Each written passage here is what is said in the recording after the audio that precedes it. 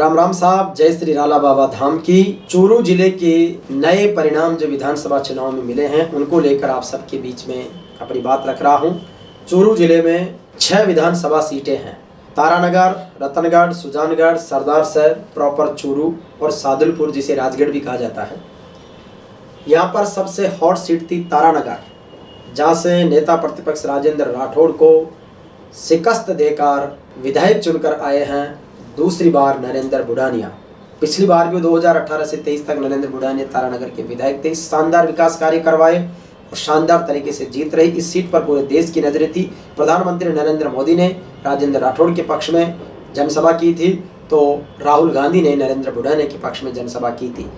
आपको बता दें कि चूरू जिला नरेंद्र मोदी के लिए बहुत ही निराशाजनक साबित हुआ है।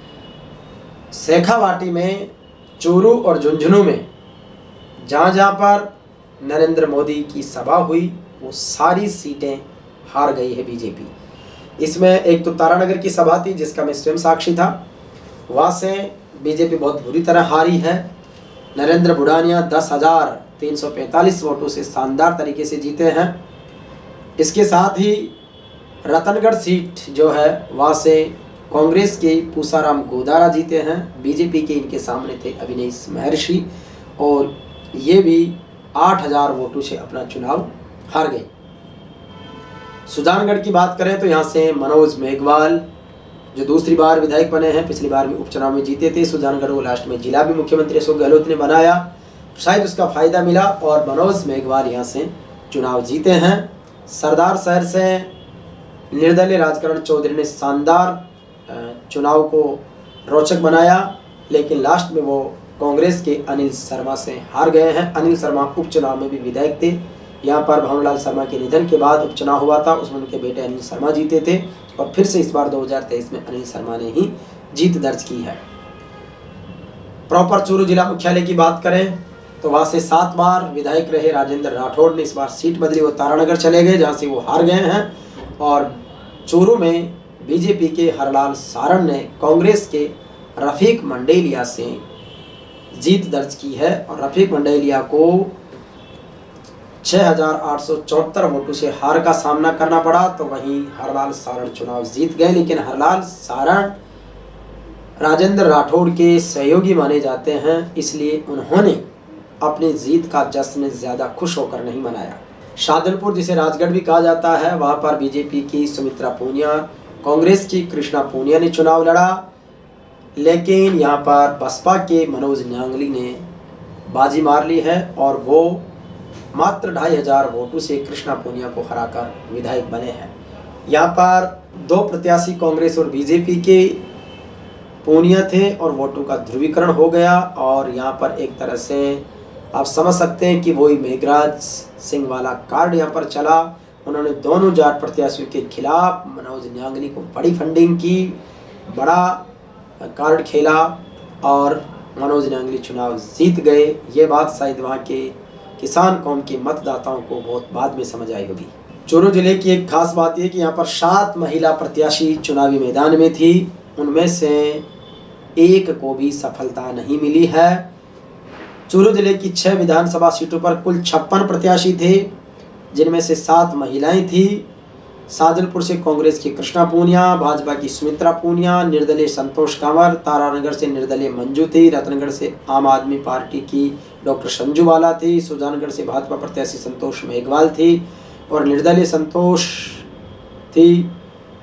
इसी तरीके से सादुलपुर से कांग्रेस की कृष्णा पूनिया, सुजानगढ़ से भाजपा की संतोष मेघवाल दूसरे नंबर पर रही और सरदार सर व चूरू से कोई महिला प्रत्याशी नहीं थे, लेकिन किसी भी महिला प्रत्याशी को चूरू जिले में जीत नसीब नहीं हुई है। बड़ी रोचक सीट चूरू जिले की तारानगर थी और तारानगर में राजेंद्र राठौड़ के नरेंद्र बुढ़ानिया ने मौर्य बुलवा दिए।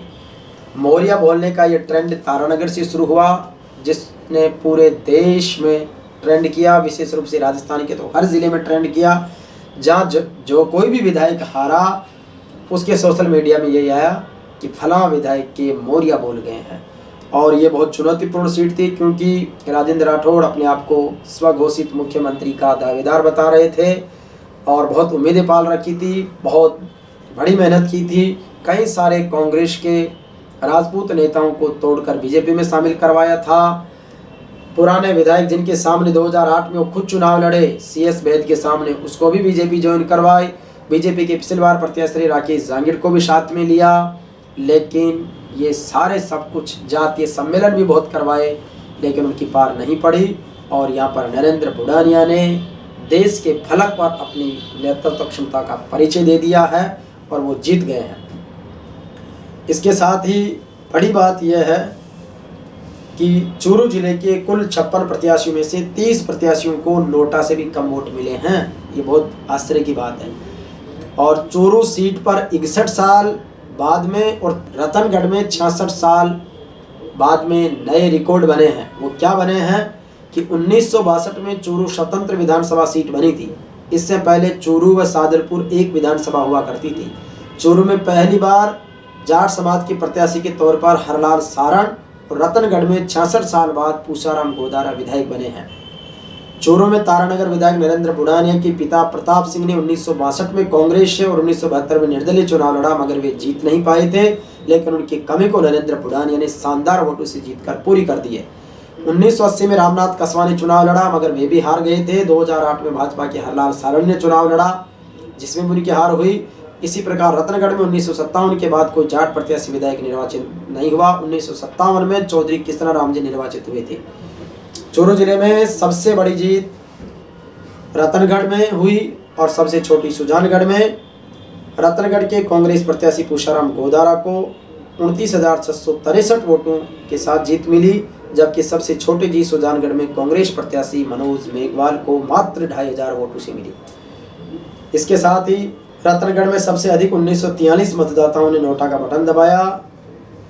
सुजानगढ़ में 1788, सरदार शहर में 1401, चूरू में 1151, तारानगर में 867 व सादलपुर में 860 मतदाताओं ने नोटा को चुना है। और निश्चित रूप से अब नए विधायकों के सामने चुनौती है नए डेवलपमेंट के काम करने की, और निश्चित रूप से इन कामों को वो बड़ी शिद्दत के साथ में करेंगे, ऐसा विश्वास किया जाना चाहिए। चुनाव हो गए हैं, सारे मतभेदों को मनभेदों को भुलाकर अब जिले के विकास के लिए बड़ी भूमिका तय करें। वहाँ के सांसद जो राहुल कसवा है, वो सारे विधायकों को साथ लेकर निश्चित रूप से जिले के सर्वांगीण विकास के लिए अपनी बड़ी भूमिका निभाएंगे। बहुत बहुत धन्यवाद। राम राम सा। जय श्री बालाजी की, जय तेजा जी की, जय श्री लाला बाबा धाम की।